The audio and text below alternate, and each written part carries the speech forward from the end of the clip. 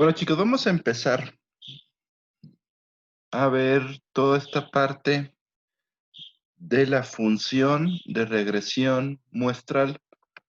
La clase pasada, o la sesión pasada, por así decirlo, estuvimos viendo lo que era la función de regresión poblacional, que básicamente pues es que tenemos los datos de todo el universo disponible.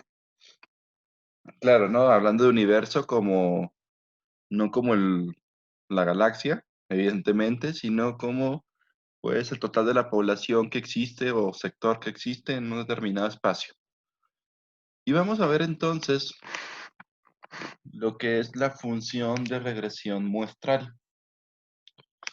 Es evidente, para empezar, que el resultado de una muestra va a ser diferente al resultado de una población.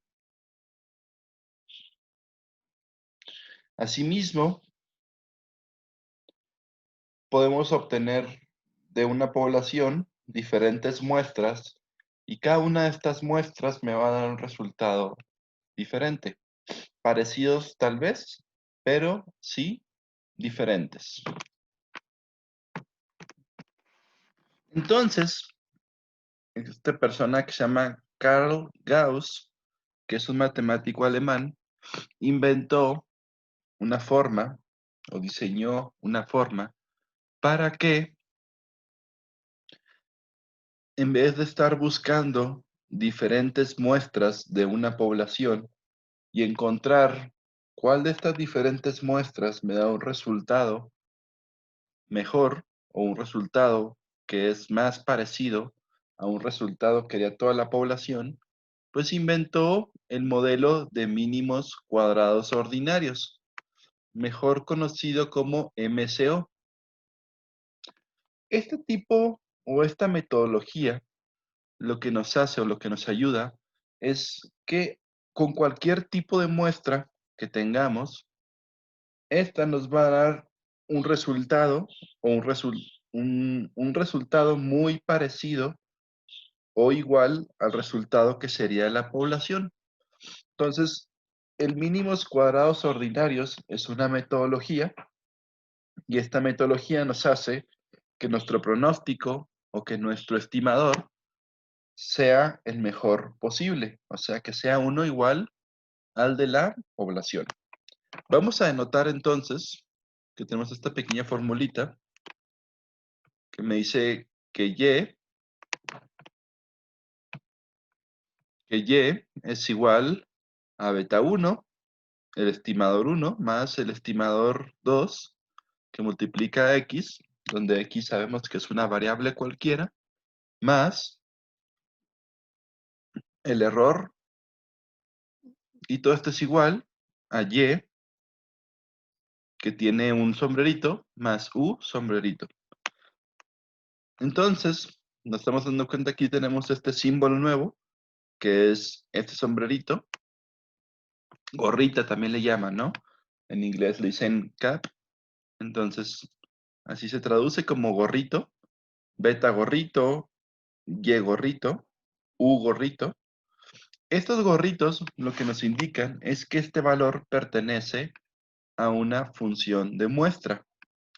Entonces nos dice que el Y de la población, el Y que sería de una población, va a ser igual a el beta 1 o el estimador resultado de la muestra más el segundo estimador de la muestra más el error de la muestra.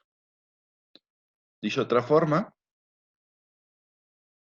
la variable Y de la muestra más el error es igual a la Y de la población.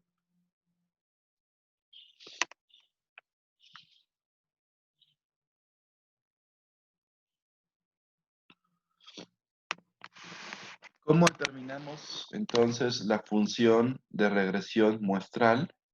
Pues podemos hacerlo como se expresa en la ecuación 2.6.3, que es esta que está aquí arriba.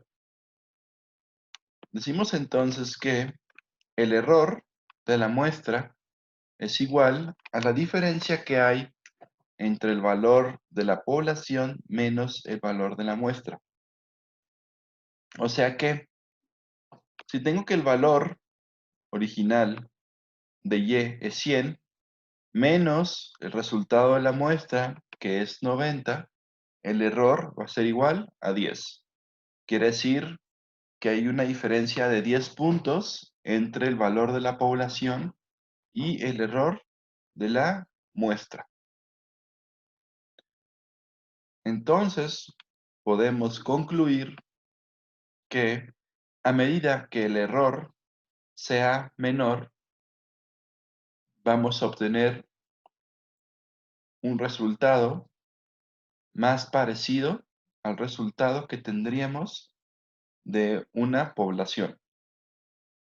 Anteriormente habíamos visto las consecuencias o los motivos por los que podía ocasionarse ese valor de error. Entonces, ahora estamos hablando de que ese valor de error, entre más pequeño, nuestro resultado va a ser mejor. Vamos a observar algo. Tenemos aquí una función de regresión muestral. Tenemos esta línea, que es la curva de regresión. Tenemos aquí, pues, la fórmula econométrica. Y tenemos diferentes puntitos que sobresalen de la función. Esos puntitos son los términos de error. Y tenemos aquí anotando el error 1, el error 2, el 3 y el 4.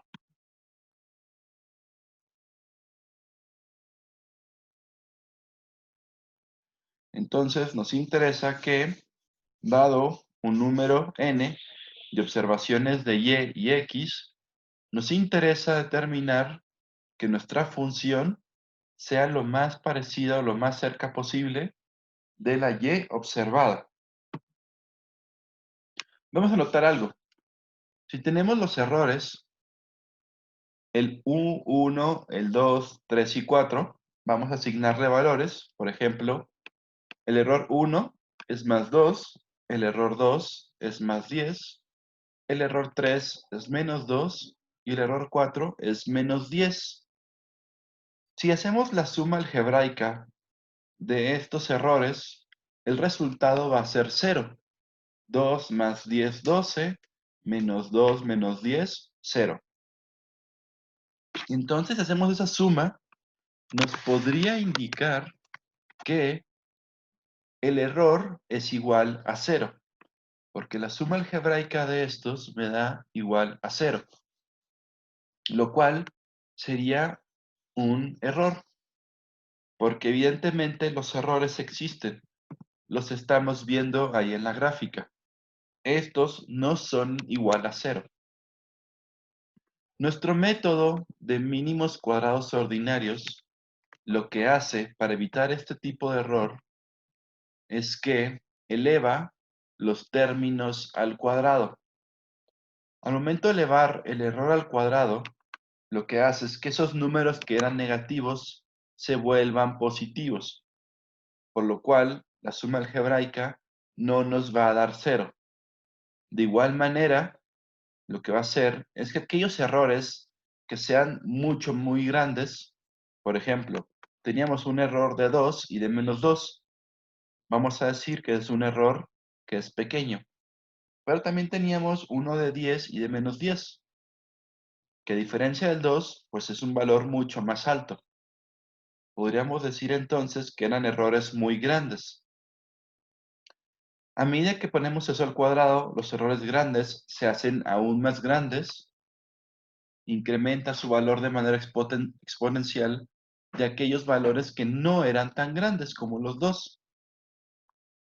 Entonces, de esta manera, elevadores al cuadrado potencia los errores que son mayores y evita que la suma algebraica sea igual a 0.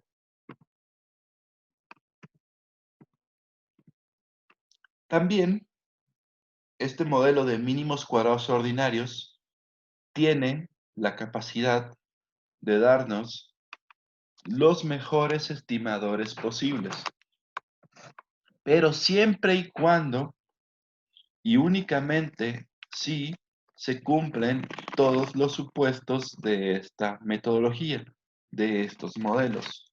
Estos supuestos los vamos a ver a continuación. Es muy, muy importante y tiene que ser así siempre que todos los supuestos se cumplan. Si los supuestos no se cumplen, me quiere decir que mi función de regresión muestral no es parecida a una función de regresión poblacional. Mis estimadores no son los correctos. El primero de esos supuestos es que las estimaciones de betas deben ser lineales. Entonces decimos que esta beta 1 y esta beta 2 siempre tienen que estar elevados a la 1. Tiene que ser lineal en los parámetros, pero no necesariamente lineal en las variables. O sea que este beta 1 y este beta 2 van a estar elevados a la 1, pero esta x puede estar elevada a un exponente cualquiera. Ya puede ser cuadrado, exponencial o logarítmico. No importa. Supuesto 2. Los valores de x deben ser independientes del término de error. Esto me quiere decir que las variables que yo elija no tienen que estar relacionadas con el término de error. Dicho de manera matemática, la covarianza que existe entre x y u debe ser igual a 0. Este es un error o este es un supuesto que, digamos, a simple vista no puede ser comprobado. No podemos saber, a ojo de buen cubero, si mis valores de x son independientes del término de error. Pero para eso tenemos diferentes pruebas de hipótesis que vamos a ir haciendo para poder comprobar este supuesto. Supuesto 3. El valor promedio del error debe ser igual a 0. Dicho de manera matemática, el valor esperado del error con respecto de las variables va a ser igual a 0. Ojo, decimos que el valor promedio va a ser igual a 0. Sabemos que la suma algebraica no nos puede, o bueno, sí podría, pero como en el caso de ahorita, nos puede dar igual a 0, que no significa que no existe error. Aquí únicamente habla de que el promedio, un promedio del error, va a ser igual a 0. Por ejemplo, tenemos aquí la gráfica, tenemos diferentes valores de error en cada parte, pero el valor promedio de estos errores se encuentra en 0. Se encuentra dentro de la curva de regresión. 4. Una palabra dominguera, homocedasticidad o varianza constante. La homocedasticidad nos dice que la varianza del término de error o de la perturbación es la misma sin importar el valor de x. O sea que la varianza del error va a ser igual a el valor esperado de los errores al cuadrado con respecto de x. De hecho, por ejemplo, aprovechando esta gráfica que vamos a ver más adelante, lo que buscamos con la homocedasticidad es que la distribución de los errores se comporte de esta manera. Vamos, los puntos están muy cercas unos de otros, no están muy dispersos. Eso me indica que mi modelo es homocedástico, que la distribución de los puntos esté junta. Lo contrario a la homocedasticidad o a la varianza constante serían como los que tenemos aquí arriba. Vean cómo los términos de error están muy dispersos. La varianza que hay entre cada término no es constante. La varianza que existe entre este punto y este punto no es la misma que la que existe entre los puntos que están en cada extremo. Eso no lo queremos. Nosotros buscamos que los errores se distribuyan de esta manera, que estén todos juntos. Eso es la homoelasticidad y eso es lo que nosotros estamos buscando. Entonces, nosotros queremos que exista homoelasticidad, que es cuando los términos de error están, digamos, juntos. Lo que no queremos es la heterocedasticidad, que los valores de error están separados unos de otros. 5. No hay autocorrelación entre las perturbaciones. ¿Qué quiere decir esto? La autocorrelación nos dice que un valor está en función de su mismo valor. Básicamente entonces es que tenemos a XY y XJ, SXY y SXJ son diferentes. O sea que las variables entre sí no están directamente relacionadas.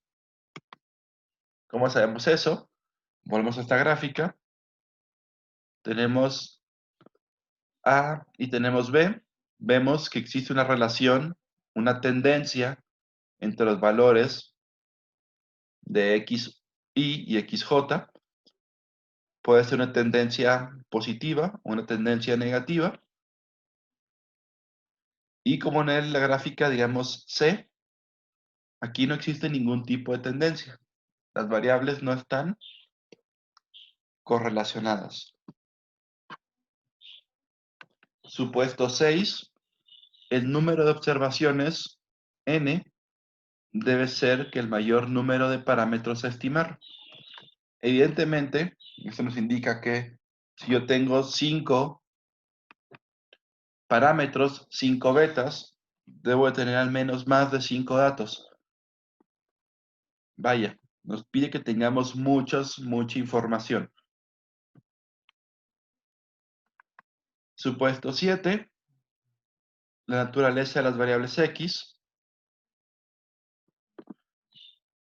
Quiere decir esta primera parte que no todos los valores de la x en una muestra determinada deben ser iguales. Vaya, los valores de las variables tienen que ser variables, que sean diferentes todos los valores.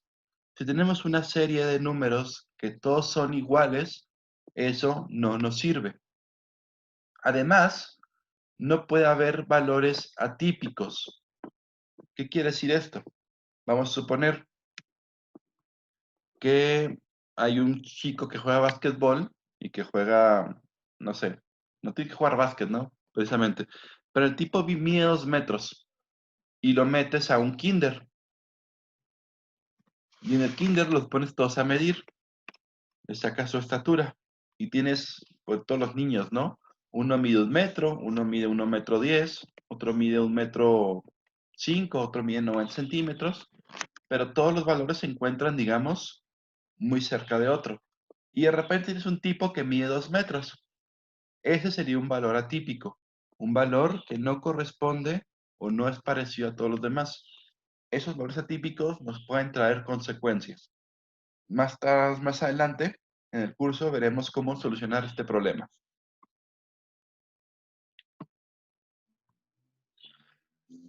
Si, solo si, se cumplen los 7 supuestos principales, vamos a obtener el mejor estimador lineal insesgado, mejor conocido como MELI, mejor estimador lineal insesgado. Cuando decimos que es lineal, pues quiere decir que es lineal de una variable aleatoria, como la variable dependiente y en el modelo de regresión. es insesgado porque su valor promedio o esperado de beta 2 es igual al valor esperado de beta 2, o sea, de beta 2 sombrerito. Cuando decimos que nuestro modelo es insesgado, es porque el beta, el estimador que obtenemos de la muestra, es igual al verdadero valor de beta 2. Y por último, tiene varianza mínima.